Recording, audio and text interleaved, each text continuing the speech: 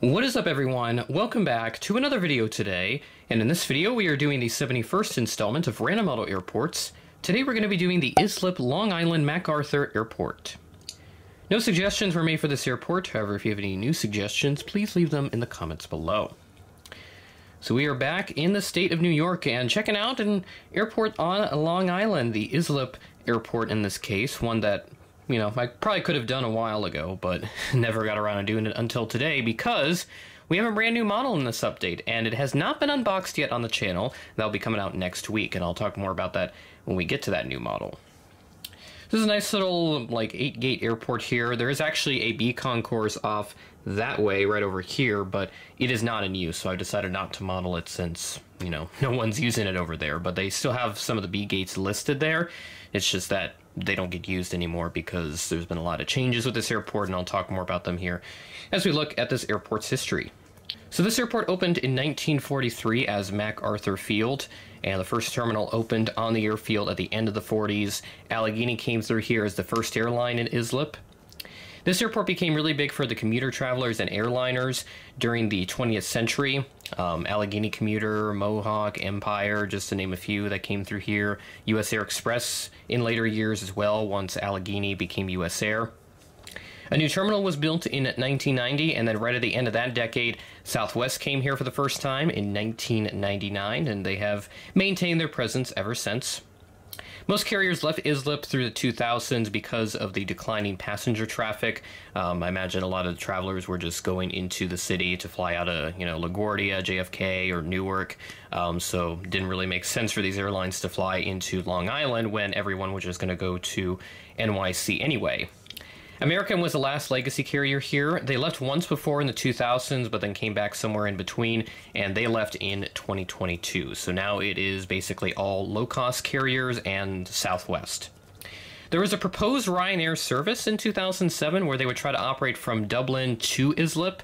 Not sure if, that would have worked out anyway in that time span, but it didn't. That proposal quickly fell through, and there's been no update on it since. So it would be kind of cool, though, for them to try that out again, because if you fly from Dublin to New York, that's already a very competitive route flying into, the three airports. JFK, LaGuardia doesn't have anything, and then Newark, of course. And so JFK and Newark getting all the Dublin service. So it'd be really interesting to see Ryanair try that again, go after that later on, because now you've got a bunch of these A321neos and 737 MAXs doing transatlantic crossings, and Ryanair has the MAX A200. I think it could make the trek across the Atlantic if they wanted to, so definitely would be something of interest, at least for me personally, that I'd like to see them do again in the future. And JetBlue is the newest carrier here at Islip as of October 2024, so just a couple months ago they just started service, and we'll talk more about them when we get to their gate, which is actually going to be the first gate at this update. So let's get started. We begin here at gate A1 with this JetBlue A320 wearing the high-rise tail. This ride-in from West Palm Beach is flight 544 at 1:50 p.m. ahead of a scheduled 1:57 p.m. arrival. Currently, JetBlue has service to Fort Lauderdale and Orlando in addition to their West Palm Beach service, so basically an all-Florida service that they have here out of Islip. And that's typically the case with all these airlines that they have here. Breeze Airways, they have Fort Myers, Sarasota, Vero Beach, and then Frontier, they have Fort Lauderdale, Orlando, Tampa, and West Palm Beach, and seasonal service to Fort Myers.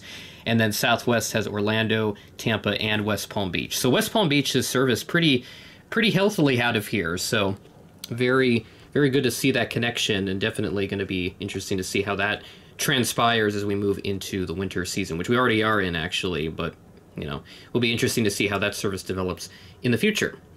Move on to Gate Alpha 2, we have the Breeze A220-300. Pulled this flight from Wednesday, December 2nd. The rest are from, or Wednesday, December 4th, rather. All the rest of the flights are from Tuesday, the 3rd of December. This is a ride-in from Vero Beach is flight 584 at 10:43 a.m., delayed from a 10:40 a.m. scheduled arrival, so only behind by 3 minutes. And then, ladies and gentlemen, here is the brand new model in this update, the Frontier Airlines Airbus A321neo. I've been really needing one of these for a long time, and I'm super excited to finally have it in my collection. I got the Orca one done by Aeroclassics back in the summer. Just a critical model that I've needed for quite some time, and, I'm not the only one, too, because I've been patiently waiting for Gemini or NG to release it, and then here comes Aeroclassics with their batch. So have to settle for this for the time being, but probably won't replace it unless something happens to this model, which is possible considering that the gear typically like to fall off on these Aero Classics planes. So that's a little information about this model, and you will not see the unboxing of this until next week on Tuesday, December 10th, a nice little double premiere that you'll get to have that day with the Silver Airways trip report as well. So stay tuned for that. The premiere tab will go out sometime Saturday after the video from the Florida excursion that I have scheduled that day is posted, and that will be Fort Lauderdale plane spotting, just a short little compilation I filmed before boarding my Silver flight. So this Frontier A321neo, this arrived in from West Palm Beach as well as flight 2448 at 11:05 p.m. delayed from a 10:43 p.m. scheduled arrival, so we are delayed by 22 minutes. Then we move into our last two planes, and we've got just the Southwest duo here, both my 800 and 700 being used here in this update. Southwest does have more gates that they use here, but from the flight board that I used, I can only find that these two are occupied by Southwest.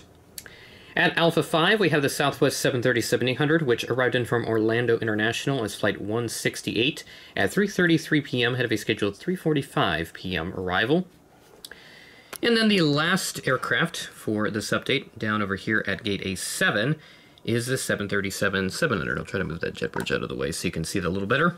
Not the most ideal, but we'll make it work so you get a nice clear shot of it. This arrived in from Baltimore as Flight 765 at 6:38 p.m. delayed from a 6:20 p.m. scheduled arrival, delayed by 18 minutes. And there is Islip for Random Model Airports, episode 71. So, super excited to see where Random Model Airports is going to go as we head into 2025. Obviously, this year we had some major changes with the schedule. Since this was previously just a once-monthly series, I expanded it to twice monthly back in the spring in lieu of getting some encouragement to increase my frequency of uploads on the channel, which certainly has taken place. So very excited to see where this is going to go as we head into the new year. There's going to be some awesome acquisitions made as we move into the Christmas holiday. Massive Unboxing 19 is going to have a bunch of really cool models, and I'm excited to show you what I've added to the collection and what you'll be seeing in future airport updates. Keep an eye out for all the new content as we head into the new week. Coming up, again, Massive Unboxing 19 comes out Tuesday, December 10th. Specific premiere time, 4:50 p.m. I've set that to accommodate the Silver Airways trip report and give you guys a little buffer time to get settled into the second premiere of the day. So don't do it that often. I think this is actually the first time I've done a double premiere specifically on my channel, because I've done some collaborations with Red River Aviation in the past where he did a premiere first on his channel, and then after that would be my premiere. We did that a couple of times over the summer, so this will be the first time that I'm doing it specifically on my channel. Super excited about it, and hope you guys are as well, so make sure to subscribe if you're new and ring the bell so that you don't miss out on any new videos. Seldom do I ask that, but I'll do it here just because I think it's important. I'm excited to show you what's all coming to the collection and more as we head into the new year. With that being said, thanks for watching, and I will catch you in the next video.